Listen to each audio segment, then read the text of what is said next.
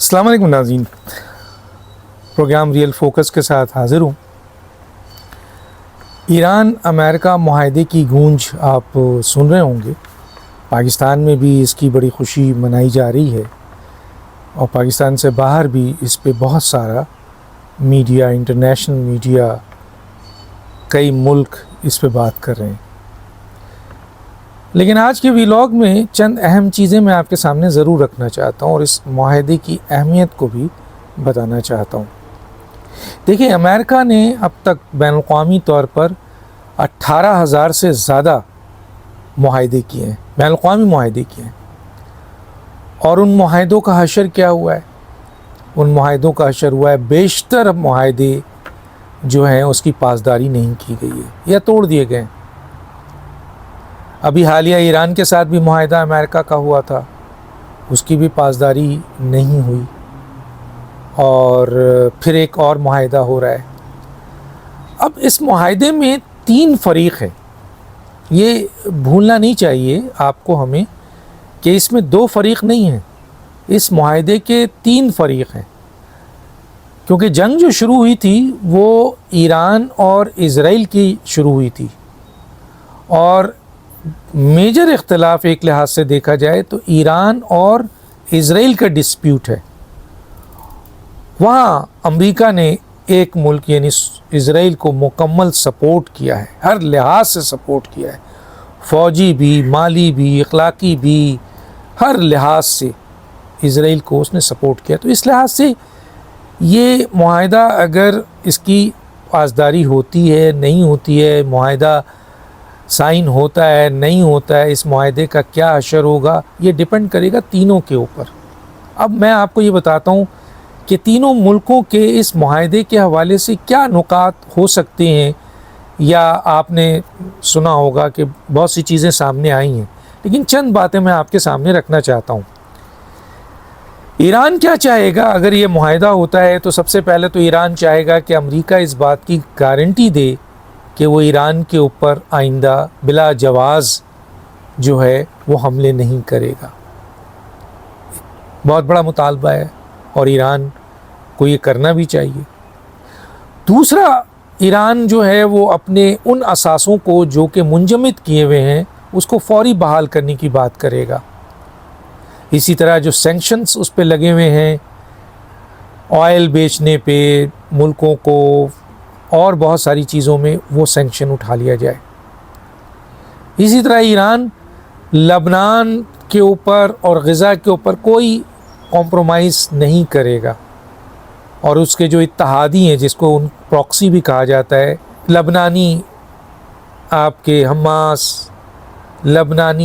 Hamas کے ساتھ ساتھ آپ کے دوسرے ہیں وہ ہے حزب اللہ، تیسرے حوثیز ہیں، چوتھا عراق میں جو ان کی ملائیشیا ہے جس کو پراکسی کہتے ہیں یہاں، لیکن وہ اس کو اتحادی کہتے ہیں۔ تو کسی بھی صورت میں وہ اس اتحاد کو، یمنی حوثیز کو، کسی صورت میں اس سے الگ نہیں ہو سکتے۔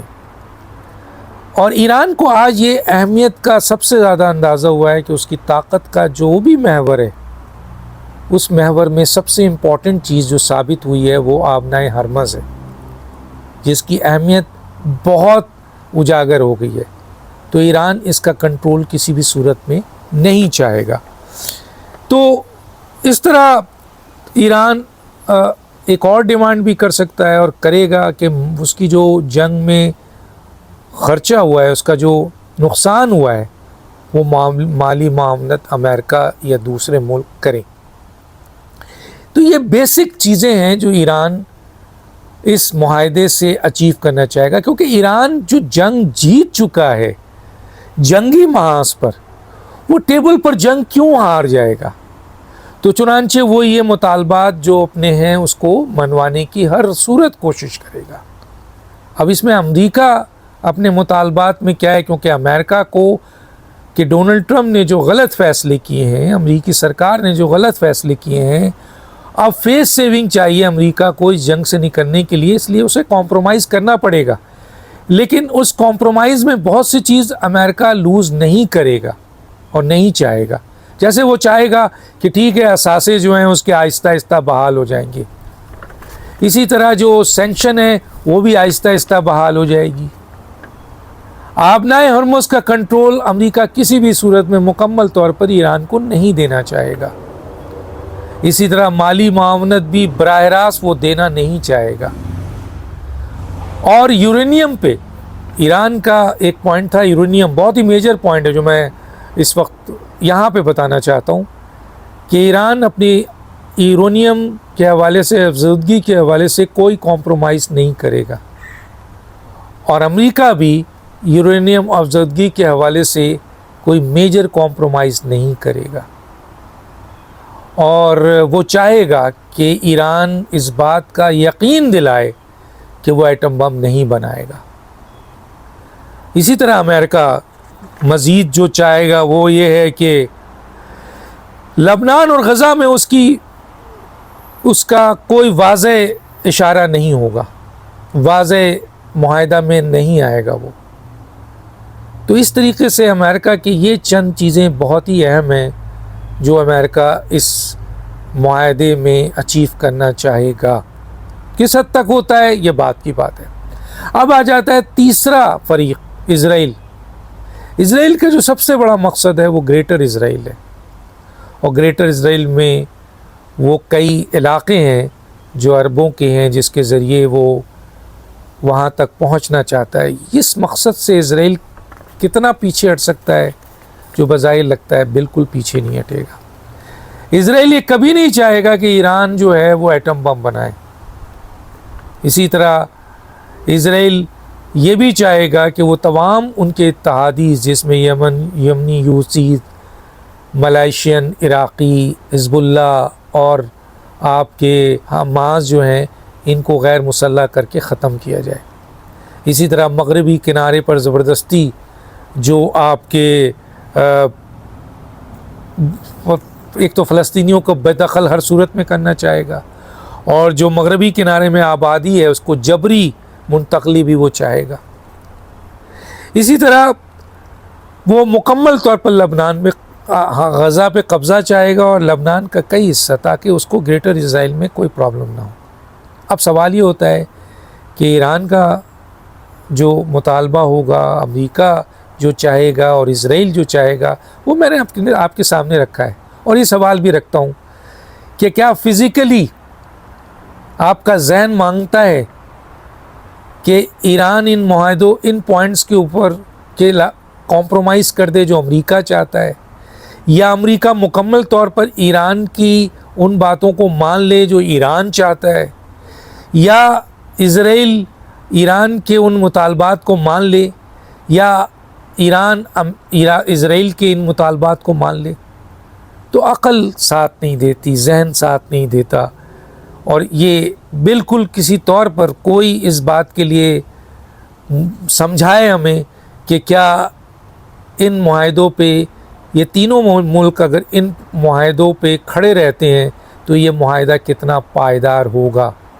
اور بہت سارے لوگ یہ کہتے ہیں کہ شاید آپ کے, کیونکہ معاہدے کے 2 حصے کہے جا رہے ہیں انیشلی اور پھر بعد میں 60 دن بعد, تو یہ بھی کہا جا رہا ہے کہ کیا ان معاہدے کے نکات اور ملکوں کے انٹرسٹ کو سامنے دیکھتے ہوئے ان معاہدوں کی پاسداری ہو سکے گی, یہ معاہدہ ہو سکے گا.